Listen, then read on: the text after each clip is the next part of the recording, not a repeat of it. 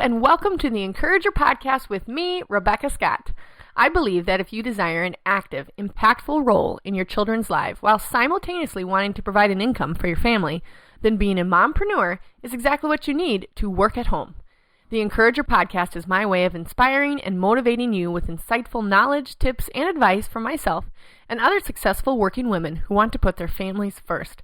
Grab a pen or get your brain ready to take notes for this week's powerful episode. Hello, and welcome to The Encourager.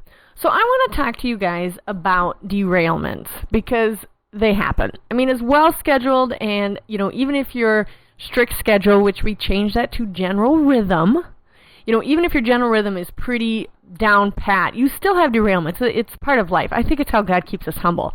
So they're going to happen. So I have thought of 5 steps that I do to deal with it, okay? So derailments is basically any breakdowns that happen from a work-at-home mom's life. We're talking tantrums, last-minute meetings, church meetings, preschool meetings, funerals, things that were unplanned, phone calls that take longer than you want them to, emailing that takes longer. When you get derailed, how do you get back on track? So I'm going to tell you how to do just that in 5 steps. This is how I've been doing it. And I had one serious derailment this week. I ran out of interfacing, and interfacing is what I use in my product. It's the very first step. So I can't move until I have done the interfacing step. And I ran out of it. The FedEx man brought me the big package, so I was ready to stay on time, and I opened it, and it was the wrong kind. So not his fault or anything like that, and not even the company's fault. It's a long story. Obviously, I'm even getting derailed talking about it. So nonetheless, it put me back. I had to figure out how I'm going to do this.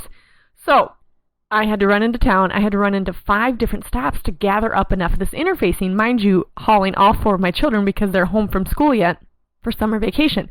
So I had to put them in and out of their car seats and run. It was a mess, but here's how I dealt with it, okay? The first thing you need to do when you have a derailment is guesstimate the time the derailment will take. Now, I know you can't be exact, but I knew it would take me half an hour to get into town, an hour and 15 to run around to all the stops, and then another half an hour home.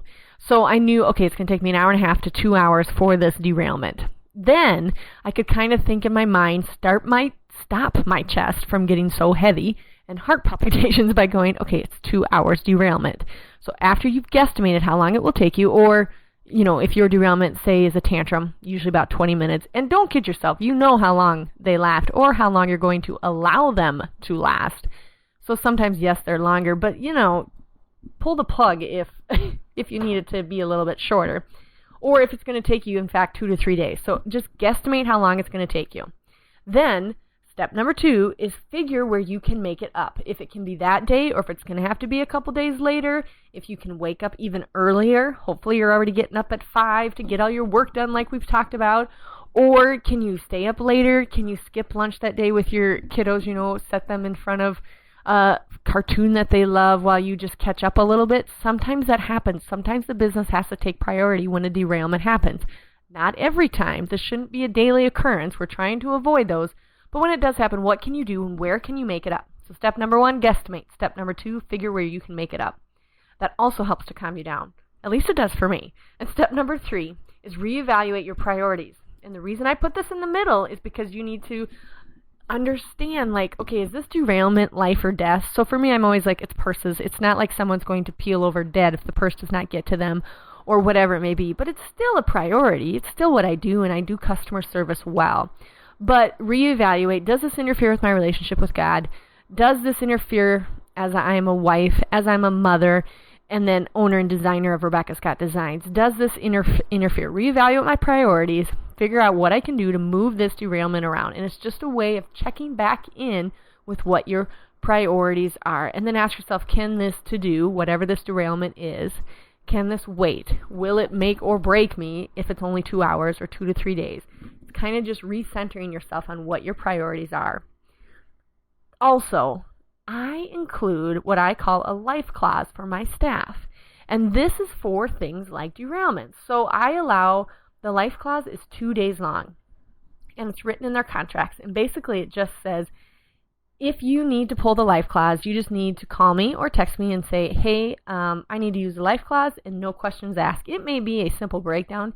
It may be that you need 2 days to recharge because something happened in your own personal life.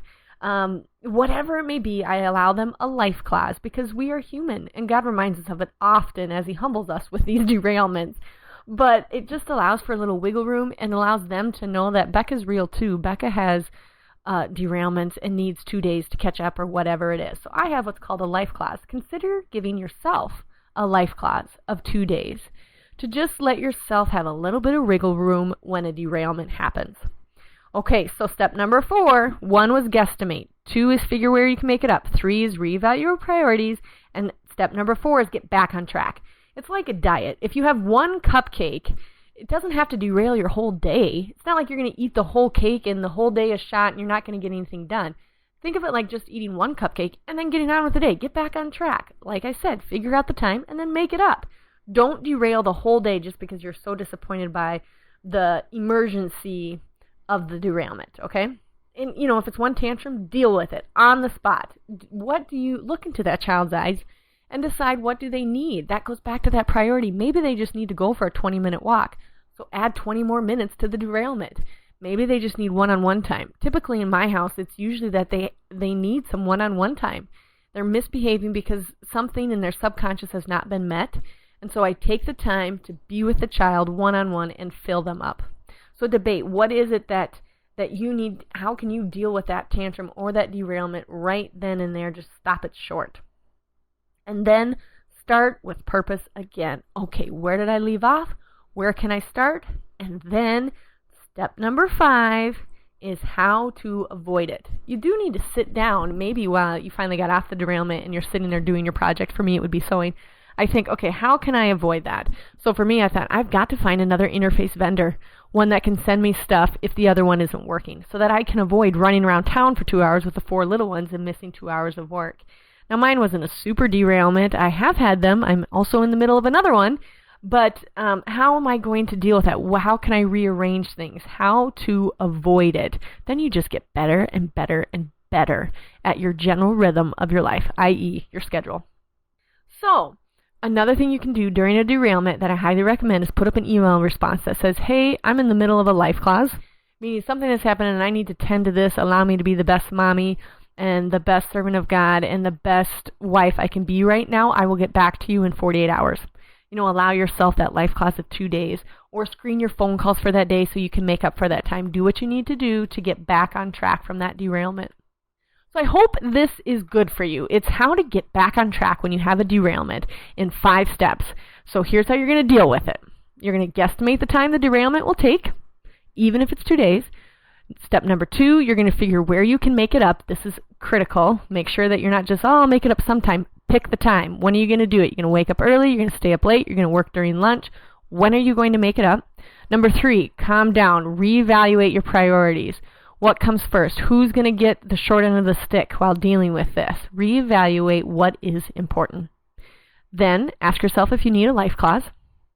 Everybody, even for you or for your staff, do you need a life clause? Step number 4 is get back on track. Treat it like 1 cupcake, not the whole cake. How can you get back on track? And then step number 5 is how do you avoid it? After you're back on track, ask yourself, how can I avoid this again? Do I need to find another? In my case, I needed to find another vendor to have the interfacing. In your case, would it be spending an extra 20 minutes that morning with the child so they don't have the tantrum at the 1:30 time period when they're just spent? Figure out how you can avoid it if it is avoidable.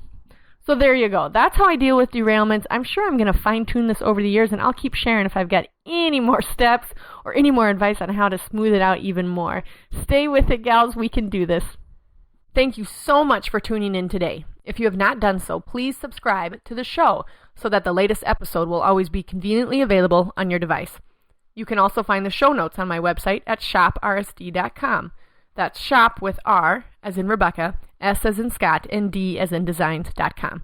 The Encourager podcast tab is at the bottom of my website, which holds some great resources, like my recommended book page, how to rate and review my podcast, and reflection guides that correspond with each episode. Do your homework. Each review and rating is so valuable to us.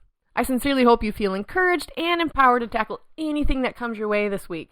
Remember to be grateful, humble, and kind. Then joy will come ushering in. Until next time on The Encourager.